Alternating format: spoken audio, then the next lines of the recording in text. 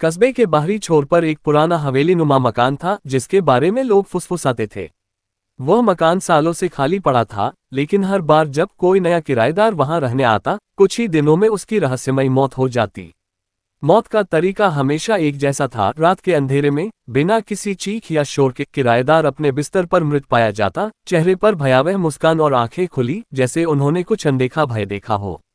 अमित एक युवा पत्रकार था जो रहस्यमयी कहानियों का पीछा करता था। जब उसे इस मकान की कहानी पता चली तो उसने इसे अपनी अगली खोजबीन का विषय बनाया।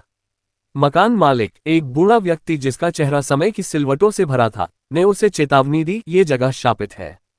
जो भी यहाँ रहता है वो रात की सैर से नहीं बचता।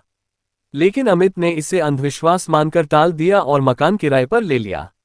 पहली रात को अमित ने मकान की हर कोने की तलाशी ली। दीवारों पर पुराने चित्र थे जिनमें एक औरत की तस्वीर बार बार दिखती थी। उसका चेहरा पीला, आंखें खोखली और होठों पर एक रहस्यमयी मुस्कान।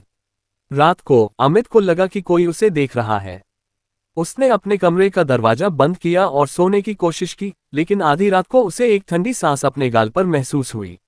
उसने आंखें खोली, लेकिन कमरे में कोई नहीं था। दूसरी रात चीजें और डरावनी हो गईं। अमित को दीवारों के पीछे से फुसफुसाहट सुनाई दी, जैसे कोई उसका नाम पुकार रहा हो।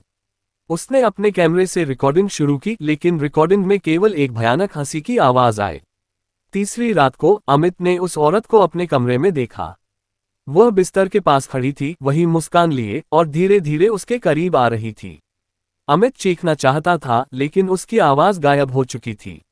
अमित ने मकान के इतिहास की खोज शुरू की। उसे पता चला कि 100 साल पहले उस मकान में एक औरत रहती थी जिसे कस्बे वालों ने चुड़ैल समझकर मार डाला था। उसने मरने से पहले शाप दिया था कि जो भी इस मकान में रहेगा वह उसकी आत्मा का शिकार बनेगा। हर किराएदार की मौत उसी औरत की आत्मा के कारण होती थी, जो अपनी बदला लेने की भूख को शांत करती थी। अमित ने इस शाप को तोड़ने की कोशिश की, लेकिन चौथी रात को वह भी उसी तरह मृत पाया गया, चेहरे पर वही भयावह मुस्कान, आंखें खुली।